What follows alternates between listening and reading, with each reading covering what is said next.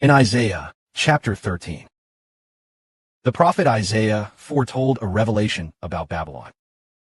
Then, when he spoke of Babylon, he even mentioned the great day of the Lord. Interestingly, we see the great Babylon in Revelation. But here it refers to Babylon. Babylon symbolizes the future great Babylon. The great Babylon refers to Satan's kingdom. It is the nation that opposes God's kingdom today. This country is the kingdom of Satan. The greatest enemy is in heaven, right?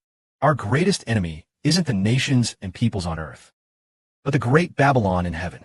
So, which nation is primarily punished on the great day of the Lord? It is the great Babylon in heaven. Satan's kingdom. What Brother Heber said. Satan's kingdom is the great Babylon in heaven. And all the nations and peoples on earth also belong to Satan. So let's see what will happen to the great Babylon in heaven. Let's look at the second chapter of the book of Isaiah. Wail, for the great day of the Lord is near. That day is coming. It will be as if destruction comes from the Almighty. Therefore, every person's hand will grow weak, and everyone will be filled with dread. They will be terrified and in anguish, being seized, and they will be strangled in pain, like a woman giving birth. In astonishment, they will look at one another, with faces as if burning like fire. Behold, the great day of the Lord is approaching. At that time, there will be cruel and fierce anger. Make this land desolate, exterminating the sinners within it. The stars in the heavens will cease to shine. The sun, when it rises, will turn dark, and the moon will no longer shine. What is the great day of the Lord? It is when God burns the kingdom of the devil, Satan, in heaven. That is the great day of the Lord.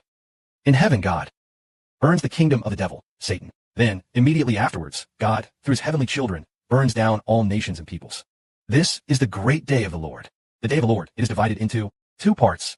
One part is the burning of the kingdom of the devil, Satan, which means the destruction of great Babylon. Great Babylon is destroyed, fallen down.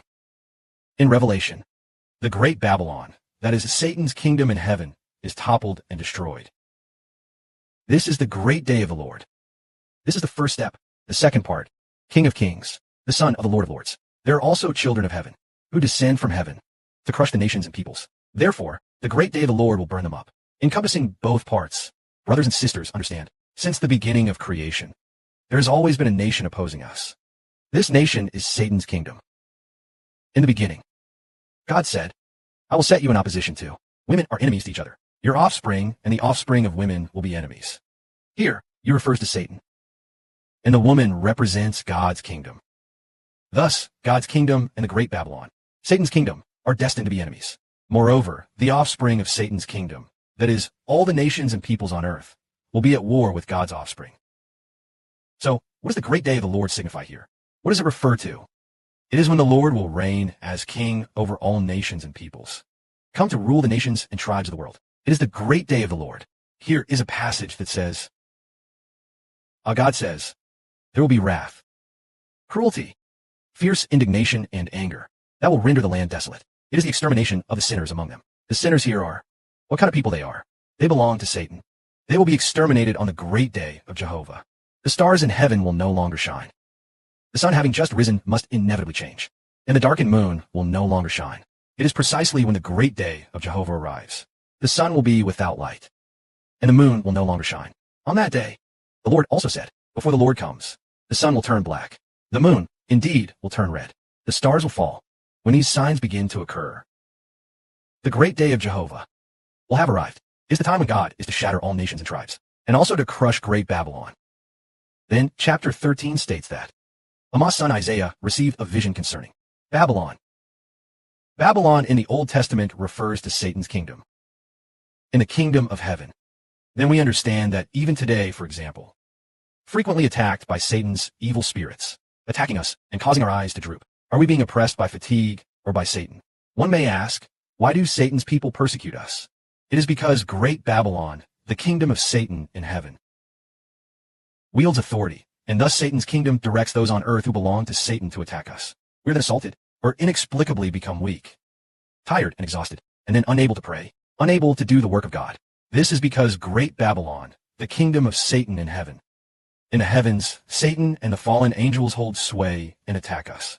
But the kingdom of great Babylon, But great Babylon, O Germany, when a great day of God arrives, the kingdom of Satan in heaven will be burned up. Once Satan's kingdom is consumed by fire, the nations and peoples on earth will be powerless. For instance, the earthly nations, or even in the future, the authorities, persecute us by arresting us, then beat us, take us away, and execute us. For what reason? It is because in heaven, the kingdom of great Babylon, Satan's kingdom, holds power, indeed holds power in heaven, which is why the earthly nations and the kingdom of Satan on earth have strength. It is because Satan's kingdom rules in heaven.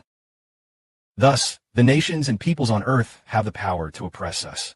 But in the future, after Satan's kingdom has been destroyed, those on earth who belong to Satan will be powerless.